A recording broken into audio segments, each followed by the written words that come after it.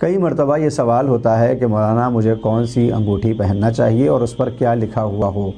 کیا لکھا ہو یہ بعد میں طے ہوگا، لیکن اگر انگوٹھی پر اللہ کا نام یا کوئی آیت لکھی ہے تو پھر اسے بغیر وضو مس کرنا حرام ہے۔ روایت ہے کہ مولا الموحدین امیر المؤمنین کے پاس 4 انگوٹھیاں تھیں جنہیں آپ پہنا کرتے تھے۔ ایک انگوٹھی یاقوت کی تھی جسے آپ بزرگی کے لیے پہنتے، دوسری فیروزے کی تھی کہ جس کو آپ نصرت و مدد کے لیے، اور حدید چینی کو قوت کی خاطر، اور عقیق کو اپنی حفاظت کے لیے پہنا کرتے تھے۔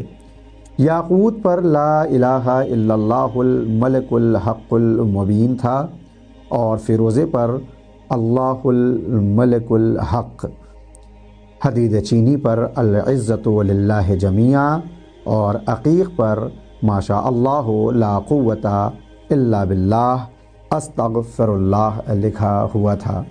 ہم کو بھی انگوٹھیاں پہنتے وقت روایات اسلامی پر غور اور فکر ضرور کرنا چاہیے۔